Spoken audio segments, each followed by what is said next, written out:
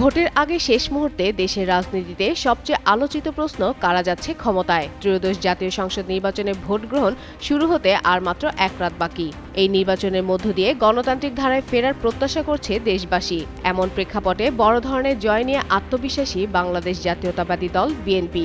White plus pro sensitive স্কয়ারে মাঠের বাইরেও তো আমরা এভাবে দেশপ্রেম দেখাতে পারি।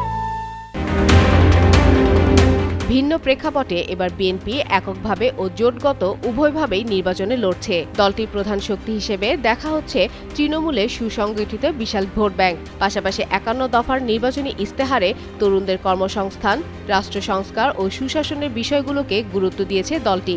বিএনপির নেতাদের মতে এসব ইস্যু নতুন ভোটারদের আকৃষ্ট করেছে। দলের চেয়ারম্যান তারেক রহমান দেশে ফিরে সরাসরি নির্বাচনী প্রচারণা বিএনপির ভিতরে নতুন উদ্দীপনা তৈরি করেছে। সারা দেশে আসন ভিত্তিক প্রার্থী যাচাই বাছাই ও জনমত জরিপের ভিত্তিতে বিএনপির হাইকমান্ড মনে করছেন ২২০ থেকে ২৩০টি আসনে তারা প্রতিপক্ষের চেয়ে এগিয়ে আছে। শীর্ষ নেতাদের বিশ্বাস, দেশের প্রায় সব বিভাগেই বিএনপি সংখ্যাগরিষ্ঠতা পাবে। তবে রংপুর, রাজশাহী ও খুলনা বিভাগের কিছু আসনে জামায়াত নেতৃত্বাধীন ১১ দলীয় জোট শক্ত অবস্থানে রয়েছে।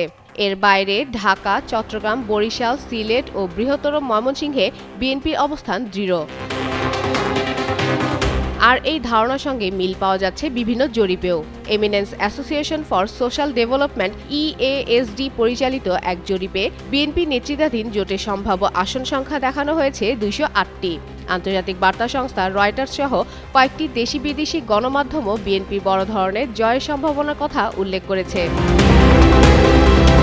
বিএনপির গণশিক্ষা বিষয়ক সম্পাদক অধ্যাপক ডক্টর মোর্শেদ হাসান খান বলেন, তারেক রহমানের নেতৃত্বে মানুষের আস্থা ও সমর্থনের যে জোয়ার তৈরি হয়েছে তা অভূতপূর্ব।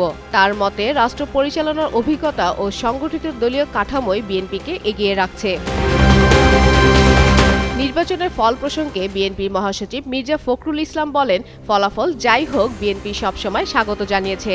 সব নির্বাচন প্রতিদ্বন্দ্বী দলকে গুরুত্ব সহকারে দেখা হচ্ছে এবং সেই অনুযায়ী প্রস্তুতিও নেওয়া হচ্ছে।